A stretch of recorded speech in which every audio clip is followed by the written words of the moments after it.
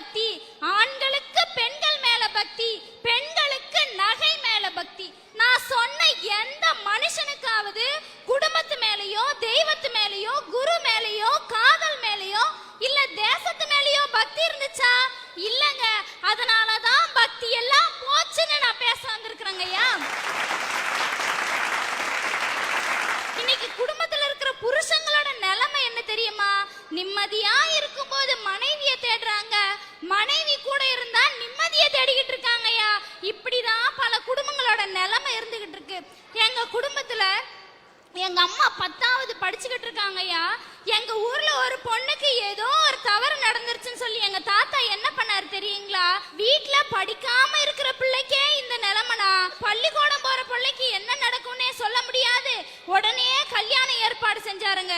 எங்க அம்மாவும் கத்துனாங்க, கதர்னாங்க, காலில் விழுந்து அழுதாங்க. ஐயா, எனக்கு கல்யாணம் வேணாம், நான் படிக்கிற பிள்ளைன்னு சொல்லி எங்க வீட்டுல இருக்கிற எல்லாரும் சொன்னாங்க. பாட்டி சொன்னாங்க, சித்தப்பா சொன்னாங்க, மாமா சொன்னாங்க, அத்தை சொன்னாங்க. யார் பேச்சு எங்க தாத்தா கேட்கல. ஊர்ல இருக்கிறவங்க சொன்னதை கேட்டாங்களே தவிர வீட்டுல இருக்கிற எங்க குடும்பத்துல இருக்கிறவங்க சொன்ன பேச்ச கேட்டிருந்தாங்கன்னா எங்க அம்மா 16 வயசுல விதவியா இருக்க மாட்டாங்க. ஐயா, 15 வயசுல கல்யாணம் பண்ணி 16 வயசுல விதவியானதுன்னா அது எங்க அம்மா மட்டும்தாங்க. இங்க எங்கங்க இருக்குது குடும்ப பக்தி? கல்யாணமும் பண்ணி வச்சாங்க. ஐயா, கல்யாணம் பண்ண நாள்ல இருந்து எங்க அப்பாவுக்கு எங்க அம்மாவுக்கு சண்டை சண்டை சண்டை. அவங்க சண்டைய சமாதானப்படுத்தணும்னு குடும்பத்துல இருக்கிறவங்க நினைக்கல. சரி, இந்த அம்மா வயித்துல 7 மாசம் கரு உருவாயிருச்சு. அந்த கரு வேற யாரும் இல்லைங்கய்யா, நான் தான். 7 மாசம் முழுவாம இருக்கிறாளே, இவளுக்காக இல்லைனாலும் இவ வயித்துல வளர்ற கருவுக்காவது நம்ம உயிரோடு இருக்கணும். நாம போயிட்டா இவங்களை யாரு காப்பாத்துவாங்கன்னு எங்க குடும்பத்து மேல எங்க அப்பா பக்தியோட இருந்திருந்தா இன்னைக்கு நான் அனாதையா இருக்க மாட்டேங்க. ஐயா, அப்படி எங்க அப்பா இறந்துட்டாரு. எங்க அப்பா இறந்ததுக்கு அப்புறம் எங்க பாட்டி எங்க தாத்தா யாருமே வந்து ஒரு வார்த்தை கூட கேட்கலங்க. நான் பாட்டி தாத்தான்னு சொன்னது எங்க அப்பாவோட அப்பாவையும் அம்மாவையும் அவங்கள பாட்டி தாத்தான்னு சொல்றதுக்கே நான் அசிங்க பண்றேங்க. ஐயா, இந்த இடத்துல இருந்து 16 வயசுல விதவி ஆயிட்டாங்க. அதுவும் கையில ஒரு பொட்ட பிள்ளைய வச்சிருக்காளே, அவ எப்படி காப்பாத்துவான்னு அவங்க யோசிக்கலங்க. ஐயா, ஊர்ல இருக்கிறவங்க என்ன சொன்னாங்க? பெத்து வச்சிருக்கிறது பொட்ட பிள்ளைய வளர்க்கறது ரொம்ப கஷ்டம், அவங்களுக்கு பார்த்து ஏதாவது செய்யுங்கப்பா அப்படின்னு. எங்க தாத்தா கையில 10 ஏக்கர் நிலம் வச்சிருக்காரு. ஆனா எங்களுக்கு கொடுக்கறதுக்கு 10 ரூபாய் காசு இல்லைங்க அவர்கிட்ட. அவங்ககிட்ட எங்க இருந்து குடும்ப பக்தி? ஊர்ல இருக்கிற எல்லாரும் சமாதானப்படுத்தினாங்க. சமாதானப்படுத்தினதுக்கு அப்புறம் என்ன தெரியுமா சொன்னாரு எங்க தாத்தா? 20,000 ரூபாய் காசு கொடுக்குறேன், அதை தவிர என்னால எதையுமே செய்ய முடியாது. 20,000 ரூபாய் காசை வச்சுக்கிட்டு இந்த காலத்துல ஒரு பொட்ட பிள்ளைய வளர்த்து கல்யாணம் பண்ணி கொடுக்க முடியுமாங்க? அந்த 20,000 ரூபாய கொடுக்கறேன்னு சொன்ன அடுத்த நிமிஷமே 100 ரூபாய்க்கு பாண்டு பத்திரம் வாங்கிட்டு வராருங்க எங்க தாத்தா. வாங்கிட்டு வந்து என்ன சொல்றாரு? இந்த 20,000தோட உங்க உறவையும் எங்க உரையும் முறிச்சுக்கணும், இதுக்கப்புறம் எதுக்காகவும் நீ எங்க முன்னாடி வந்து நிக்க கூடாதுன்னு சொல்லி பாண்டு பத்திரத்துல கையெழுத்து வாங்கிட்டு போறாருங்க. எங்க அப்பாவோட அப்பா. அவங்க கிட்ட எங்கங்க இருந்துச்சு குடும்ப பக்தி? எங்களுக்கு அன்னைக்கு இருக்கிறதுக்கு வீடு இல்ல, ஒருவேளை சோறு போடுறதுக்கு யாரும் இல்ல. சரி, நிலத்துல பயிர் செஞ்சு பொழைச்சுக்கலான்னு பார்த்தா சொத்து கிடையாது.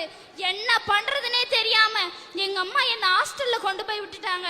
ஹாஸ்டல்ல விட்டுட்டு எங்க அம்மா பொழப்ப தேடி திருப்பூருக்கு போயிட்டாங்க. ஐயா, காலையில 7 மணிக்கு பனியன் கம்பெனி உள்ள போனாங்கன்னா 7 மணில இருந்து நைட்டு 9 மணி வரைக்கும் அவங்க கால் கடுக்க நின்னாதாயா அவங்களுக்கு அன்னைக்கு 125 ரூபாய் சம்பளம். உடம்பு சரியில்லைன்னா கூட ஆஸ்பத்திரிக்கு போக மாட்டாங்க. ஆஸ்பத்திரிக்கு போனா டாக்டருக்கு 100-200 சம்பளம் கொடுக்கணும். அந்த பணத்தை வச்சா நம்ம பிள்ளைக்கு ஒரு பேனா வாங்கி கொடுக்கலாம், ஒரு நோட்டு வாங்கி கொடுக்கலாம். கஷ்டப்பட்டு எங்க அம்மா என்ன படிக்க வச்சாங்க. ஹாஸ்டல்ல 13 வருஷம் இருந்தாங்க. ஐயா, 13 வருஷத்துல ஒரு நாள் கூட, ஒரு நிமிஷம் கூட எங்க தாத்தா வந்து என்ன பார்த்தது இல்ல, எங்க பாட்டி வந்து என்ன பார்த்தது இல்ல, எங்க அத்தைங்க வந்து பார்த்தது இல்ல, எங்க சித்தப்பா வந்து பார்த்தது இல்லைங்கய்யா. ஹாஸ்டல்ல படிக்கும் போது பேரண்ட்ஸ் மீட்டிங் வைப்பாங்க.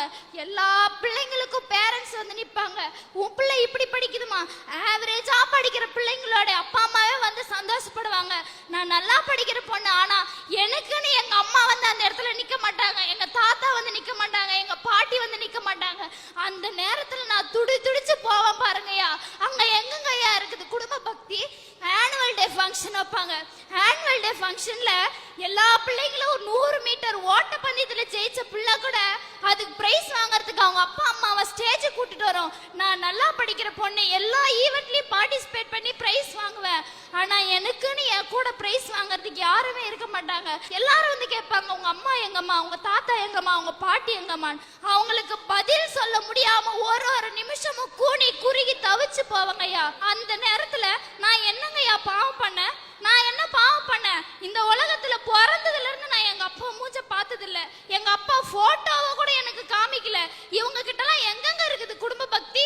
குடும்ப பக்தி இருக்குது நம்ம எல்லாம் பேசிக்கிட்டு இருக்கோம். எங்க அம்மா ஒரு நாள் முழுக்க கஷ்டப்பட்டு, ஒரு மாசம் முழுக்க கஷ்டப்பட்டாதாங்க அவங்க ஒரு நாள் நிம்மதியா சோறு சாப்பிட முடியும். அப்படியெல்லாம் கஷ்டப்பட்டு எங்க அம்மா என்ன படிக்க வச்சு இன்னைக்கு நான் 2 டிகிரி முடிச்சிட்டேங்கய்யா. இன்னைக்கு நான் 3வது டிகிரி படிச்சுக்கிட்டு இருக்கேன். இன்னைக்கு நான் 3வது டிகிரி படிச்சு கண்டிப்பா அடுத்த வருஷம் வேலைக்கு போயிருவேன் தெரிஞ்ச உடனே எங்க அத்தைங்க வந்து என்ன பொண்ணு கேக்குறாங்க. அவங்க பையனுங்களுக்கு கல்யாணம் முடிச்சு தர. அன்னைக்கு நடு ரோட்ல யாருமே இல்லாம அனாதையா நின்னப்ப, வாமா என் வீட்டுல வந்து ஒருவேளை சாப்பாடு சாப்பிடுன்னு சொல்றதுக்கு என் குடும்பத்துல இருக்கிறவங்க வரல, என் சொந்தக்காரங்க வரல. நான் படிச்சு டிகிரி வாங்கின உடனே அவங்க பையனுக்கு பொண்ணு கேட்க என் வீட்டு வாசல்ல வந்து நிக்கிறாங்க. இவங்க கிட்ட எங்கெங்க இருக்குது குடும்ப பக்தி? எங்க ஊர்ல இன்னைக்கு என்ன கூப்பிட்டு என்னம்மா சாப்பிட்டியான்னு கேட்கறதுக்கு யாரும் இல்ல. என்கிட்ட பாசம் காமிக்கிறதுக்கு யாரும் இல்ல. என்னம்மா அம்மா ஒரு இடத்துல நீ ஒரு இடத்துல கஷ்டப்படுறீங்களே, சாப்பாட்டுக்கு என்ன பண்றீங்க, காலேஜ் ஃபீஸ் என்ன பண்றீங்கன்னு கேட்கறதுக்கு எனக்கு நாதி இல்லாம நான் போயிட்டேனே. எனக்குன்னு ஒரு குடும்பம் இருந்தா நான் இப்படி இருந்திருப்பேனாங்க ஐயா. இங்க எங்க போச்சு குடும்ப பக்தி? இன்னைக்கு நம்ம நாட்டுல உறவுகளை நீடிச்சு வைக்கிறதுக்கு தேவைப்படுறது பணமா பாசமான்னு கேட்டீங்கன்னா சத்தியமா சொல்றேங்க ஐயா, பணம் தான். நம்ம கிட்ட பணம் இருந்துச்சுன்னா இந்த ஊர்ல இருக்கிற அத்தனை பேரையும் நம்ம சொந்தக்காரங்களா ஆக்கிக்கலாம். ஆனா நம்ம கிட்ட பணம் இல்லைன்னு சொன்னீங்கன்னா அந்த ஊர்லயே நாம மட்டும்தாங்க ஒதுங்கி வாழ வேண்டியதா இருக்கும். இவங்க கிட்ட எங்கெங்க இருக்குது குடும்ப பக்தி? எனக்கு தாத்தா இருக்கிறாங்க, பாட்டி இருக்கிறாங்க, சித்தப்பா இருக்கிறாங்க, அத்தை இருக்கிறாங்கன்றது எல்லாம் மத்தவங்க சொல்லிதான் நான் தெரிஞ்சுக்கிட்டேன். இத்தனை பேர் நமக்கு இருந்தோம், பாசகாமிக்க ஒரு மனுஷன் இல்லாம போயிட்டாரு நினைக்கும் போதுதான் இந்த உலகத்துல நம்ம ஏன் பிறந்தன்னு கூட நினைக்க தோணுது. எங்க அம்மா தான் எனக்கு கடவுள். நான் நாளைக்கு வேலைக்கு போய் நான் எங்க அம்மாவை உட்கார வச்சு ஒரு வேலையாவது சோறு போடணும். என்ன மாதிரி ஒரு நிலைமை இந்த சமூகத்துல இருக்கிற எந்த பொண்ணுக்கும் வரக்கூடாதுன்னு இந்த மேடையில நீங்க நான் பேசிக்கிட்டு இருக்கேன். கண்ணின் மணியே கண்ணின் மணியே போராட்டமா, உன் கண்களில் என்ன நீரோட்டமா, கண்ணின் மணியே போராட்டமா. 16 வயசுலேயே கணவனை இழந்து இந்த குழந்தையை இந்த உயரத்திற்கு ஆளாக்குவதற்கு எங்கோ ஒரு இல்லத்தில் கொண்டு விட்டுவிட்டு திருப்பூர்ல 12 மணி நேரம் பாடுபட்டு இன்றைக்கு அவள் பிஎஸ்சி பிஎட் பட்டம் பெற்றிருக்கிறாள் திவ்யா. இந்த குடும்பத்திற்கு பின்னால் இருக்கிற வலி வருத்தம் இந்த மண்ணில் யாருக்கு நிகழக்கூடாது. குடும்பம்ங்கிறது அம்மா மட்டும் இல்லை, அப்பா அம்மா தாத்தா பாட்டி அத்தை மாமா சித்தி சித்தப்பா அண்ணன் தங்கை எல்லாம் சேர்த்து தான் உறவு. ஆனால் எந்த உறவினுடைய பாசமும் எந்த உறவினுடைய வாசமும் கிடைக்காமல் இந்த திவ்யா இந்த உயரத்துக்கு வந்திருக்கிறாள். என்ன படிக்கணும்னு நீ நினைக்கிறியோ அந்த கல்வி செலவு அத்தனையும் எஸ்ஆர்எம் பல்கலைக்கழகத்தினுடைய வேந்தர் பாரிவேந்தர் அவர்கள் ஏற்றுக்கொள்வார்கள். உன் கண்ணிலிருந்து ஒரு சொட்டு கண்ணீர் இனிமேல் வரக்கூடாது.